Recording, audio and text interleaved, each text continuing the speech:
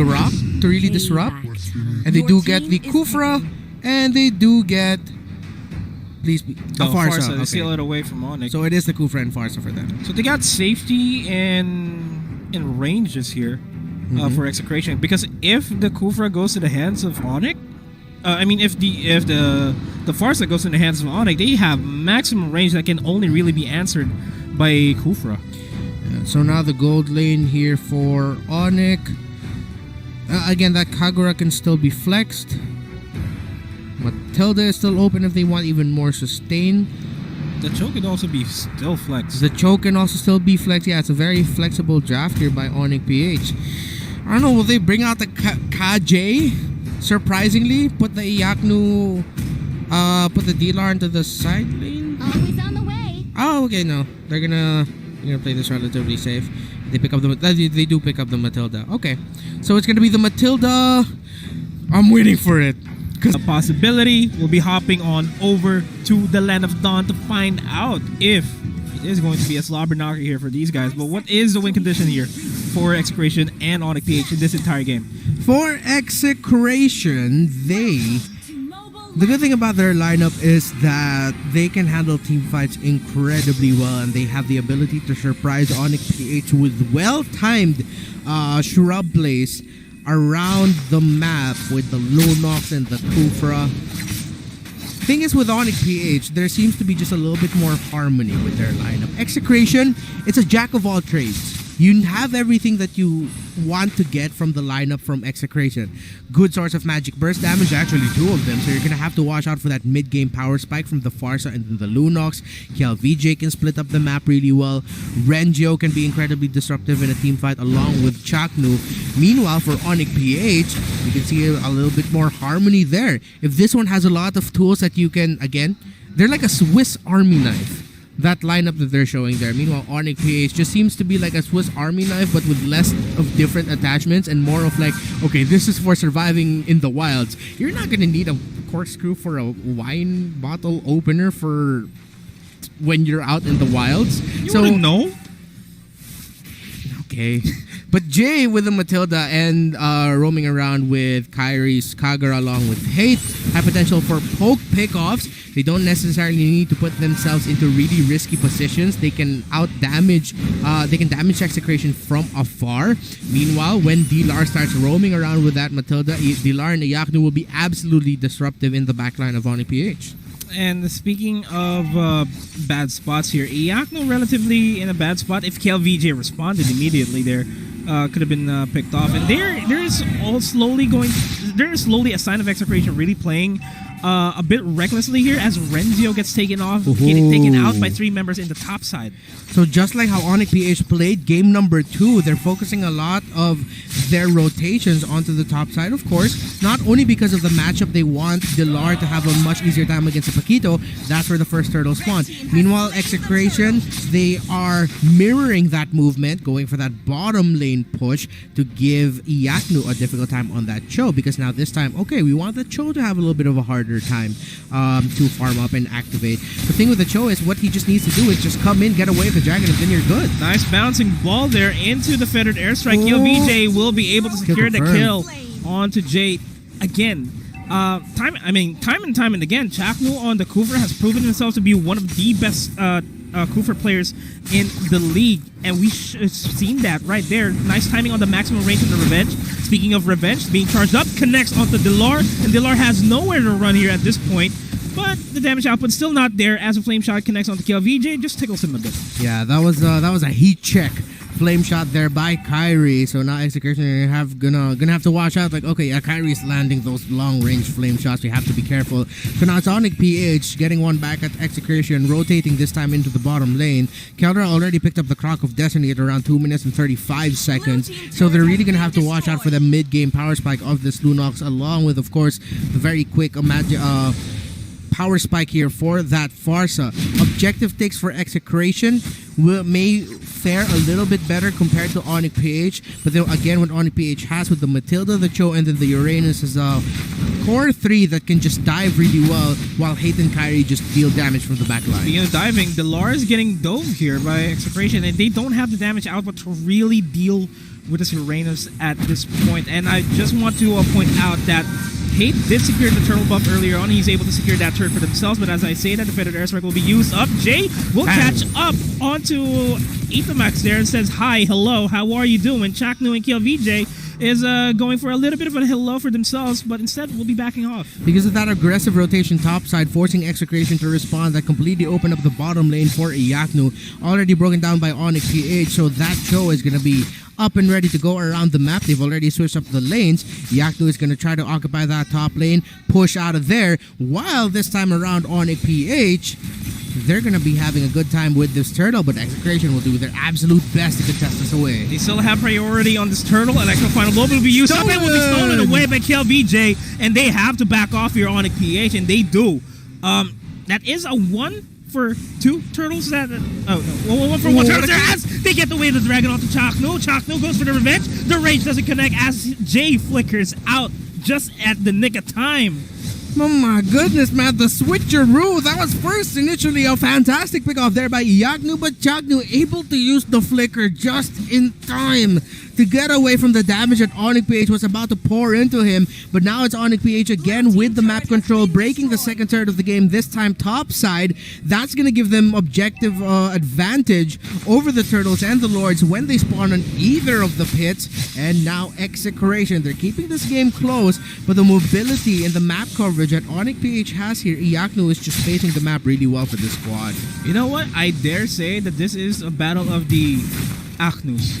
The Aknus. Oh yeah, it's Chaknu versus Iyaknu. Yeah, they are the playmakers here for both of these teams. In this current game that we have, the composition is leaning towards Iyaknu looking for the Jeet Kundo into the way of the dragon, and Chaknu looking for the revenge into the rage.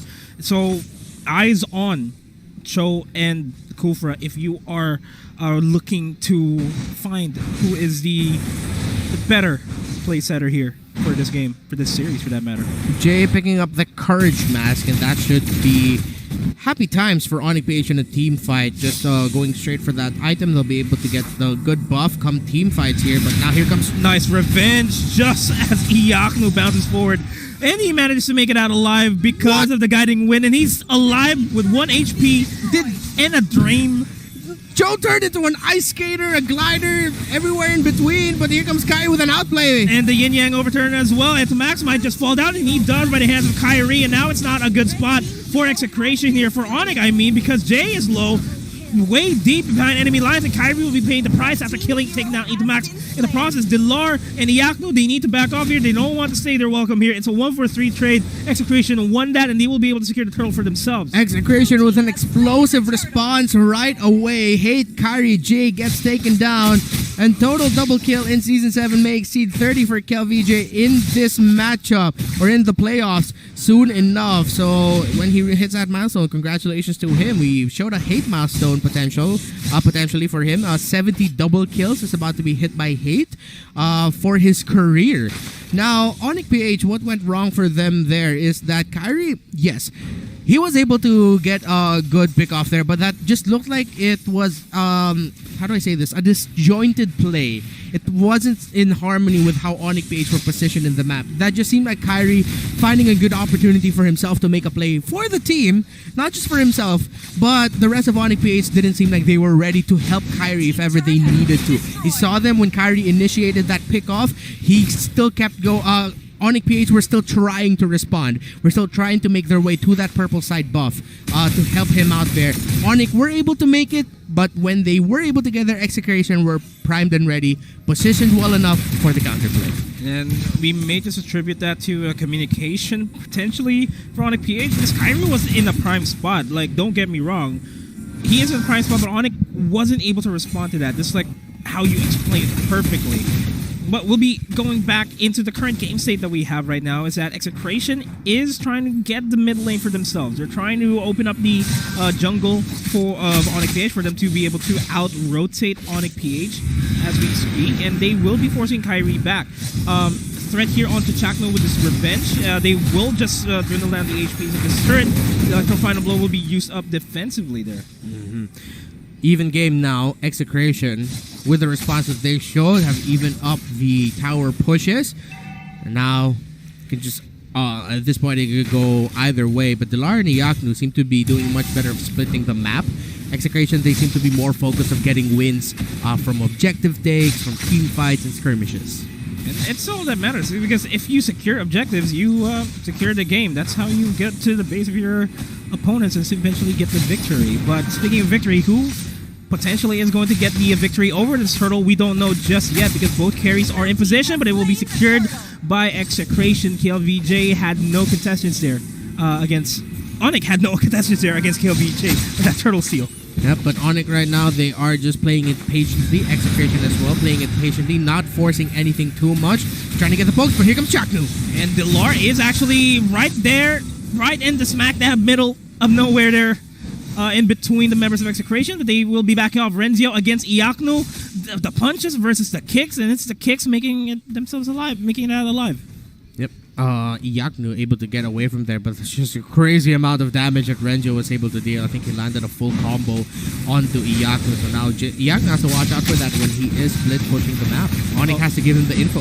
Renjo's going to be joining in on the fight. Chaknu procs up the revenge, but will be backing off. Still pretty much anybody's game here. Gold is relatively even. Push is relatively even here. It's a throwback to game number 1 here, my friend. Yeah, what I'm going to be looking for here is how the teams play the pushes. Are they going to be freezing waves? Are they going to be clearing it as fast as possible for pressure? Execration, which lane are going to be pressuring, or which lane are they going to be pressuring? Right now, they just seem to be rotating along with KLVJ. Wherever he is, Chaknu will be nearby to Shadow along with E2Max. And right now, they have their eyes set on that middle tower since it is very low. And Chaknu is charging up the revenge to potentially zone out Jay and Kyrie, but they don't need to. They will be able to secure that. They know where Kyrie and Jay is. They will be converting their attention over here at the bottom lane this time around to try to go for the push. 25 seconds until the Lord spawns. They may also try to attribute that lane to try to force Iaknu back and get priority over that as Chaknu gets the revenge. Oh! And the revenge, the flicker in by Kelra to get the Order of Brilliance as well. Bursted! Man, you cannot call it other than that. Boom! Absolutely deleted. Hate picked off. And so now ONIC-PH, Hate, Jay, along with Kyrie, need to do a better job of shadowing him because, again, that is the looming threat of Chaknu's Kufra, currently standing at 5-2 with a 5-2 record this season.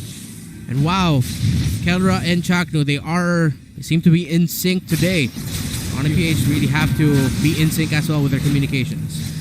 Man, that was just more than in sync. It's like they were playing as one. Mm-hmm. That was beautiful timing. The Lord will be forfeited here by Execration. ONIC already in a prime position to really respond to that, but they are eyeing out Delar or Kyrie. This middle lane has to be salvaged by Execration as much as they can.